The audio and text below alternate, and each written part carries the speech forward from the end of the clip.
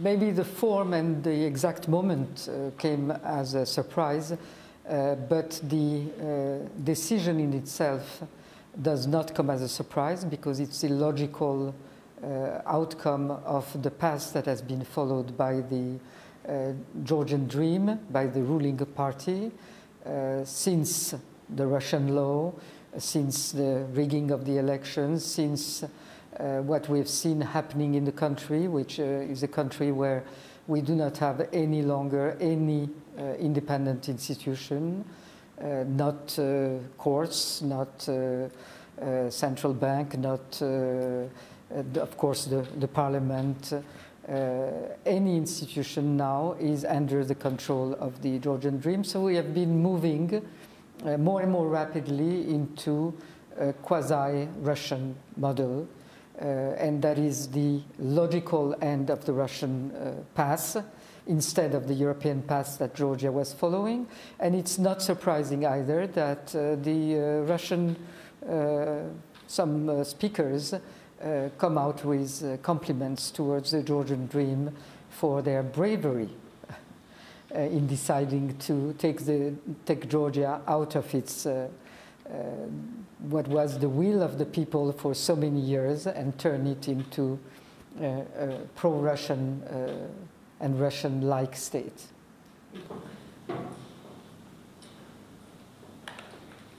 I think that now this is very clear, that Georgian Dream has its own ambitions of having a full power is one thing, but that there is a Russian strategy is very clear and is getting more and more clear when you look at what's happening in Romania, where also we have the attempt through elections of bringing a pro-Russian leader. And that was a surprise in Romania, and there was no condition that pre-existed to have this. So clearly there is a new strategy by Russia to try to restore its influence on countries, and especially around the Black Sea. That's something that the EU should be watching through not only the military means that it's following in Ukraine, but also through much less costly and much more peaceful, presumably, forms. And that is something that should concern our European partners and that they should react to. Here we have a Georgian population that is reacting very strongly, that is peacefully demonstrating against this decision. The Georgian people in mass never come out for economic reasons or social reasons, but when it's a question of the destiny of the country and of its independence, then they come out in mass. And we're seeing that these days when there are hundreds of thousands of people on the streets, even more than for the Russian law, and more because they are in all the cities of Georgia and very spontaneously. It's not an organized movement, and it's not one that will stop. And we have also defections in the public service, very important and very new, in a country where we know that a lot of people depend their whole families on the jobs in the public service. It's still very important. But they still risk that because it's so much an existential question for every Georgian.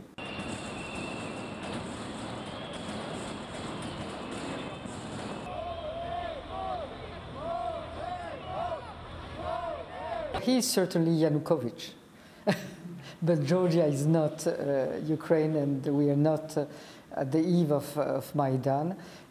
We are in completely different situations, and I think that it has been now a constant of the ruling party of accusing the European partners or the West in general of everything, accusing them of wanting to open a second front when fronts are only opened by Russia.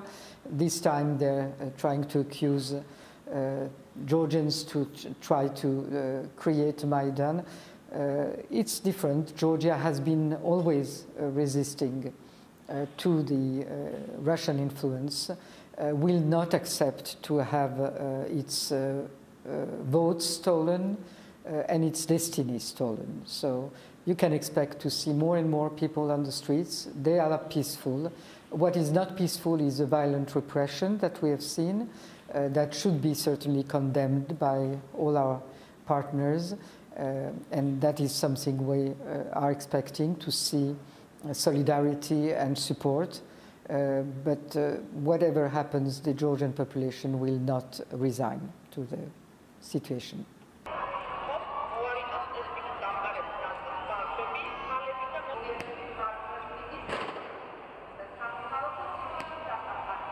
So what can our partners do? They can, first of all, be very clear in their non-recognition of which they have done. 1 month and more has passed without any recognition by any of the democratic partners of Georgia. They can take measures, and that is up to them to select which measures they will take for those that are depriving Georgia from their right to elect their democratic government. And they have to support what is the peaceful demand of the Georgian population, which is new elections. We are not demanding a revolution. We are not putting demands on who has to get out of the... We are asking for new elections, but in conditions that will ensure that the will of the people will not be misrepresented or stolen again.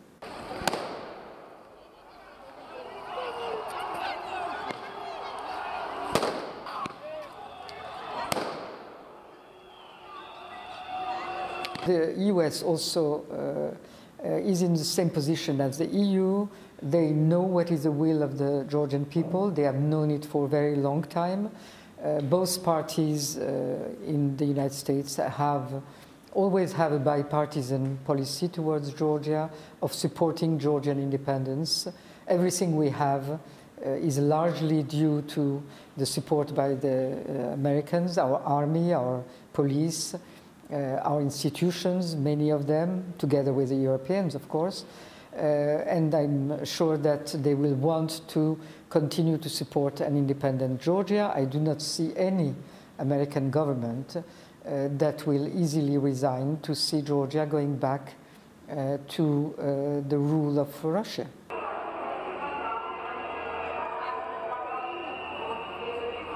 You cannot govern the country isolated from your partners, isolated from your population, and isolated from the economic environment which allowed you to develop over the past years.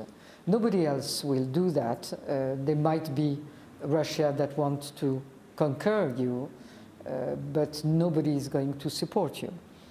So this government has no future. It's not an elected government. It's an illegitimate one. The new president will be as illegitimate as the government because it's based on elections that are not recognized by the population nor by our partners. So there is a deep crisis, and the only way for a democratic country out of the crisis are new elections. That is what these very peaceful demonstrators are asking. That is what I will be asking with my civil society representatives and political parties representatives that are around me. I remain the only legitimate institution in the country, and we are going to go to the end of that as peacefully as possible and get back Georgia on its European track.